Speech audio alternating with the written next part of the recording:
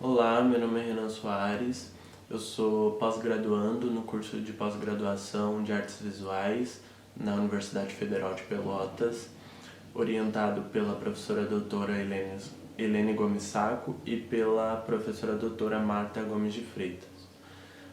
Aqui eu apresento um recorte da minha dissertação, intitulado Quimeras e Farsa, uma produção a partir das sombras.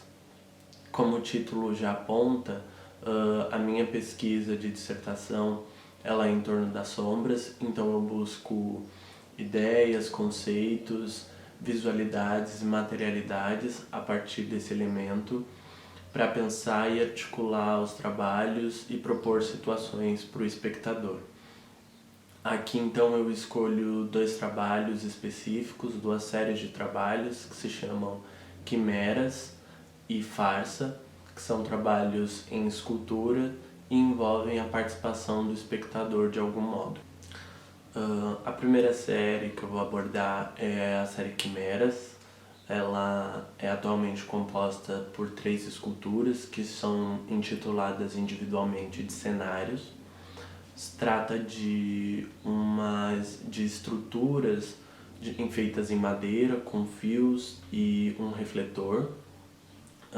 Essas estruturas elas têm hastes para cima, e cada ponta das hastes tem um botão, um interruptor, onde o espectador ele pode se inserir nesse trabalho, ele pode pressionar os botões e ao pressionar os 4 botões de cada estrutura ao mesmo tempo, ele aciona a luz que projeta a sua sombra na parede. Então a sombra que surge nesse trabalho é quase uma hibridização entre o corpo do espectador e o corpo da estrutura, né, de madeira.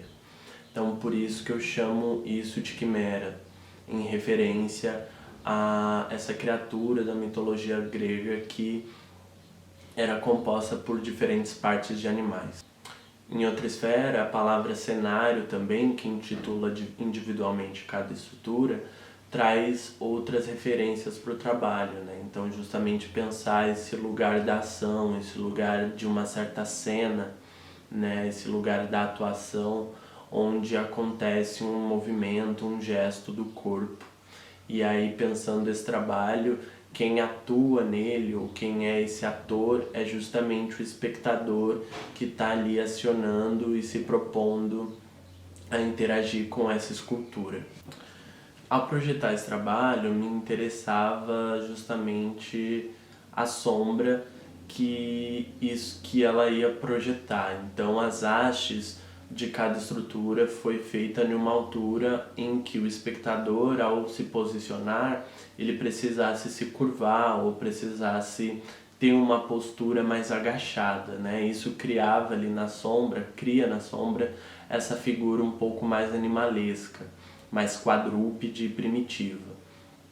Essa ideia das sombras, né, quando a gente se depara com essa projeção na parede, nos remete diretamente ao mito da caverna de Platão. No mito da caverna, então, Platão cria uma alegoria onde ele fala de homens acorrentados dentro de uma caverna, onde eles só poderiam ver a projeção de sombras, né? E aí, de repente, um desses homens, ele sai da caverna, encontra a luz, a verdade, reconhece então o mundo e aí passa a possuir o conhecimento, e ao retornar para tentar alertar os outros colegas ainda presos dentro da caverna de que aquele mundo que eles viviam, acreditavam ser verdade, é apenas um mundo de sombras, ele não consegue convencer esses colegas, pois eles já estão alienados.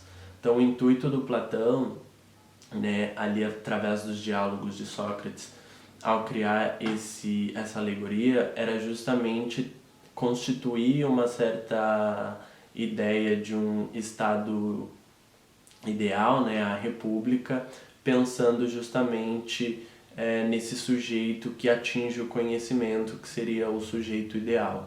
Ao fazer isso, ele de certo modo também lega a sombra um certo aspecto negativo, né? Esse aspecto da ilusão, do engano, né? Que é justamente o oposto do conhecimento. Então, eu acabo utilizando essa percepção do Platão, às vezes a favor, às vezes contra dentro do trabalho, justamente para provocar essa certa reflexão sobre a sombra, né? O que que ela nos diz sobre a realidade, o que que ela nos diz sobre uma certa ilusão, como a gente pode perceber o nosso mundo, o nosso corpo a partir das sombras, né? Como decifrá-las de algum modo. A partir disso, também busco reflexões em outros autores, como o filósofo Roberto Cassati, onde ele vai descrever a importância das sombras e como as sombras contribuíram para diversas descobertas ao longo da história da humanidade. E aí, sobre a passagem de Platão, do mito da caverna, ele vai dizer justamente que os homens acorrentados poderiam reconstruir o mundo a partir das sombras, né? Que as sombras não seriam necessariamente ou apenas algo que os iludisse, né? Mas que também permitisse que eles reconstruíssem um certo mundo a partir delas. Somado a isso, também trago algumas reflexões do artista William Kentridge, né? Que é um artista que trabalha com sombras, né? Onde ele vai falar também algo que vai de encontro ao que o Cassati aponta, que é que essas lacunas provocadas pela sombra, né, essa tenuidade dela, é o que vai nos propor um certo movimento de reflexão, né, uma certa ação de questionamento, é o que vai colocar o nosso pensamento à prova e nos instigar justamente para tentar decifrar as imagens que se formam a partir delas. Isso tudo eu acabo levando como referência para pensar os meus trabalhos, e aí a partir disso também eu proponho rever a série Farsa, que é uma série de esculturas que são feitas em madeira e levam também roldanas nas pontas que tocam o chão, e uma pelagem que é feita de tecido pelúcia, né? Que imita de certo modo um pelo animal. Então eu crio ali formas sintetizadas de animais que muito me remetem também às sombras projetadas pelo primeiro trabalho que eu citei, que é o Quimeras. E aí essa síntese de animais eu preencho elas com esse tecido que acaba levando para um lado quase próximo da taxidermia, né? Isso cria então um objeto que ele é uma mímese de uma realidade, mas ele não necessariamente condiz com algo real. Então ele de fato é uma mentira e aí por isso também uma farsa.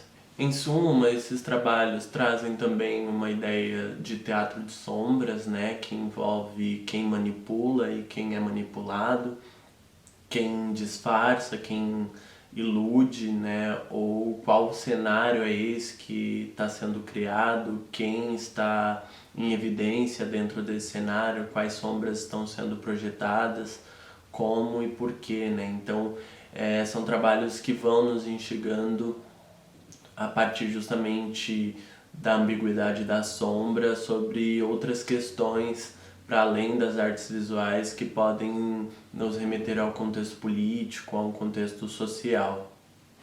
Por fim, gostaria de agradecer a organização do evento, o aceite do artigo e também as minhas orientadoras. É isso, obrigado.